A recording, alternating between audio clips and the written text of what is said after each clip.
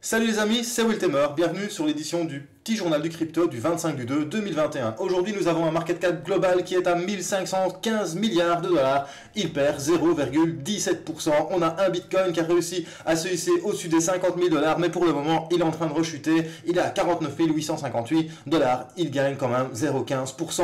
On a Ethereum qui quant à lui est au-dessus, juste à la limite des 1600 dollars, mais il perd quand même 3,80%. On a le Binance Coin qui est en troisième position à 248,76 dollars. On a le Cardano, ladies and gentlemen, qui passe en quatrième position devant Polkadot, devant Tether. Il nous fait 8,79% avec un prix à 1,14$, ça fait super plaisir. On a le Tether en cinquième position, on a le Polkadot qui regarde Cardano passer devant lui. Du coup, il danse pas, il perd 3,01%, mais quand même 33,47 dollars. On a le petit Ripple de Jean-Pierre Riffard, 0,46, il perd 1,21.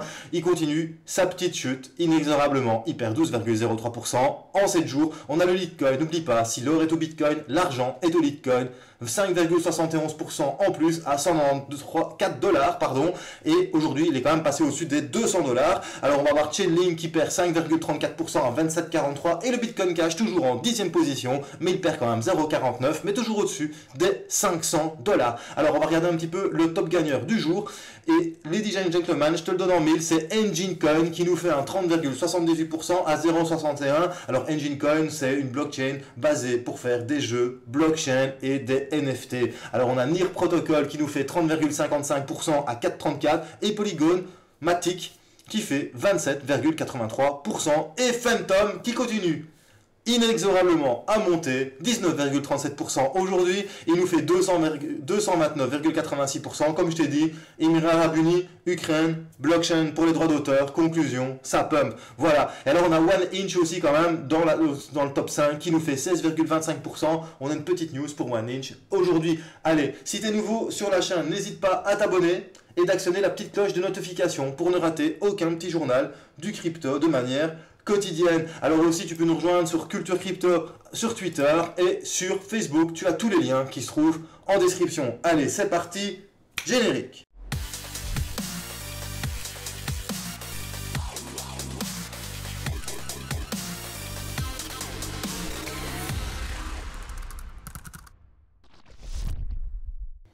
Alors la première news, c'est Monsieur Hoskinson, donc Charles Hoskinson, c'est le créateur de Cardano, qui nous dit dans une interview qu'Ethereum, Polkadot et Cardano peuvent tout à fait coexister. On aura besoin de ces trois blockchains, de ces trois produits, de ces trois sociétés dans l'avenir, car il y a de la place pour tout le monde. Je vais le citer, je pense qu'il y a certainement de la place sur le marché pour plusieurs protocoles solides, soulignant la coexistence de plusieurs grandes entreprises technologiques telles que Google, Apple, Microsoft. Pour Monsieur Hoskinson, Ethereum, Cardano et Polkadot sont le pendant blockchain de ces trois mastodontes. Conclusion, que tu sois Ethereum ou Polkadot ou Cardano, à mon avis, tu es dans le bon wagon du train de la crypto-monnaie. Alors à côté de ça, on a Coinbase qui va nous faire une offre publique d'achat et rentrée en bourse. La SEC signale qu'elle a accepté la demande de la société de crypto trading de s'inscrire sur le Nasdaq. Et ça, c'est quand même du lourd. Ça va être la première société qui sera cotée en bourse de crypto-monnaie. Alors après, tu as sur AMB Crypto, Ethereum Trust de Grayscale a ajouté plus de 10 000 Ethereum. Et quand est-ce qu'il a ajouté ces 10 000 Ethereum? Mais c'est pas compliqué, c'est quand ça chute. C'est que je te le dis tout le temps, on achète bas pour revendre haut. Eux, ils attendent que ça chute pour racheter. Conclusion, quand ça a chuté en dessous des 1400 dollars, eh ben, Grayscale, il s'est dit, voilà, 1400 dollars, c'est un bon prix. Conclusion, bam, j'en rachète. Il en a pris 10 000, il s'est déjà fait 200 dollars par Ethereum, 10 000 fois 200, tu fais le calcul, hein, c'est la fête, bro, hein, 10 millions de dollars, tranquillou, enfin 20 millions de dollars, tranquillou, sans avoir rien fait. Donc 3, voilà. Et franchement, c'est plutôt sympa. Donc, les institutionnels continuent toujours d'acheter et ils achètent de manière intelligente, pas comme beaucoup de personnes qui me contactent quand le Bitcoin pump et qu'il est à 58 dollars. C'est maintenant qu'il faut acheter, ça monte. Non, t'achètes pas quand ça monte, tu achètes quand ça chute. Et c'est ce que fait les Enfin, c'est ce que font les professionnels, pardon. Alors après ça, on a aussi une autre petite nouvelle qui est assez sympa, ça concerne toujours Ethereum. Au Canada, CE Financial dépose un dossier pour faire un FNB. Un FNB, c'est un fonds négocié en bourse, un peu comme un ETF. Ça copie le cours de Ethereum, mais à la bourse. Donc ce n'est pas Ethereum qui sera à la bourse, c'est un FNB, c'est un fonds négocié en bourse avec Ethereum. Ils vont faire ça avec Galaxy qui va gérer les transactions Ethereum au nom du FNB proposé par CE Financial. C'est plutôt sympa, encore des institutionnels qui rentrent dans la danse. Alors on a OneInch qui annonce son expansion à la Binance Smart Chain et prévoit d'exécuter le nœud BSC. L'équipe la plus en vue a fait le déplacement jusqu'à présent. OneInch envisage également de devenir un fournisseur d'infrastructures pour la blockchain de BSC dans le cadre d'un exode plus large. Le projet de financement décentralisé natif Ethereum a décidé de faire une extension pour la Binance Smart Chain. Et oui, pour le moment, la Binance Smart Chain est au centre de toute l'attention. Point de vue finance décentralisée. Pourtant, il faut quand même reconnaître que la Binance Smart Chain est centralisée. Il n'y a que 21 validateurs pour le moment et c'est assez compliqué de devenir validateur. Conclusion, blockchain super rapide parce qu'elle est centralisée, mais bon voilà, elle a le vent en poupe, elle a la hype. Personnellement, je fais de la défi dessus. Je viens de me mettre sur un nouveau protocole défi. Franchement, il n'y a rien à dire. C'est vraiment une blockchain très rapide, très efficace et surtout les frais ne sont pas du tout chers. Voilà, c'est tout pour les petites news. Maintenant, on va passer à l'analyse technique. Alors aujourd'hui, je vais te faire une petite analyse technique sur le Bitcoin. On va continuer ce qu'on a commencé hier. Voilà, on va sur le Bitcoin. Par contre, sur le Bitcoin, je te mets ça en H1. Pardon, voilà, ici. Hop. Voilà. Hop, on enlève le Fibonacci. Pardon, je me trompe, voilà. Donc, on voit que le Bitcoin, il est sorti de ce biseau.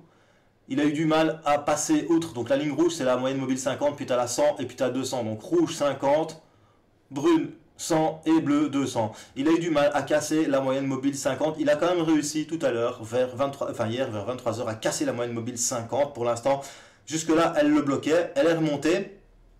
Mais tu vois que les maximums font une petite ligne descendante. Le cours n'a pas réussi à redescendre. Conclusion, bam, ça a chuté. Mais la moyenne mobile 50 a toujours joué son rôle de support. Du coup, ça a rebondi pendant 3 heures. Malheureusement, la moyenne mobile 100 a joué de barrage. En plus, si tu te mets ton Fibonacci sur la chute ici, hop, tu vas du plus haut vers le plus bas, tu vois vraiment que les 50% de Fibonacci, la ligne verte ici, a carrément joué aussi de résistance. Conclusion, tu avais la moyenne mobile 100 et les 50% de retracement de Fibonacci. Double mur, conclusion, le Bitcoin n'a pas réussi à franchir cette zone à 51 680 $. Du coup, voilà, ça, tu payes cher, ça chute. On vient de péter les 38,20 de Fibo, mais tu as encore une fois, pour le moment, sur du H1, tu as encore la moyenne mobile 50 qui est en train de tenir le cours. Est-ce que le Bitcoin va réussir à rebondir et à venir percer la moyenne mobile 100 demain? On verra bien. Moi, je pensais qu'on allait venir chercher cette zone hier. Hein. On a vraiment descendu un petit peu, mais il y a la moyenne mobile 50.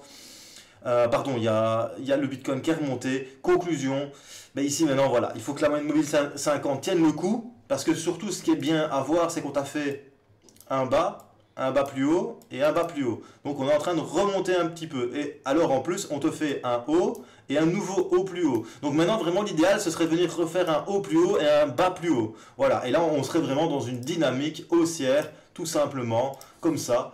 Hop, on repartirait vraiment dans une dynamique haussière et ça pourrait être vraiment sympa pour le Bitcoin. Mais pour l'instant, c'est assez indécis sur le Bitcoin. On voit vraiment que pour l'instant, ça monte, ça retrace, ça monte, ça retrace. Ça, un petit peu en zigzag. Voilà ce que je peux dire pour le Bitcoin pour le moment. Ce que j'avais aussi envie de vous montrer, c'était Cardano. Regarde-moi ça.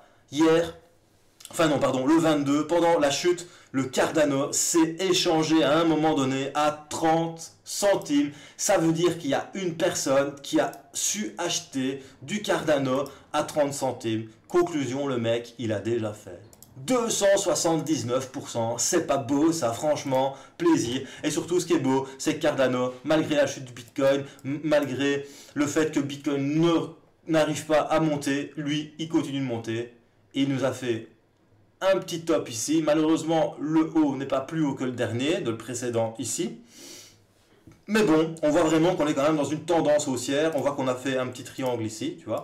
Hop, on a fait ce petit triangle là, et que ce triangle, on l'a cassé. Maintenant, voilà, est-ce qu'on va réussir à venir chercher ce plus haut sur du H1 là, ici? Si on vient chercher ce plus haut là à 1,19, bref, le chemin est tracé pour les 1,34 $. Voilà, c'était Weltemer pour le petit journal du crypto. Si t'as bien aimé, n'hésite pas à mettre un petit pouce bleu. Si t'as pas aimé, n'insiste pas, mais mets-le quand même. Mets ton petit pouce rouge, mettez des commentaires. Désolé pour hier, j'ai pas eu le temps de répondre, je vais faire ça après manger. Et surtout, bro, n'oublie pas, choose life, choose freedom et choose Bitcoin.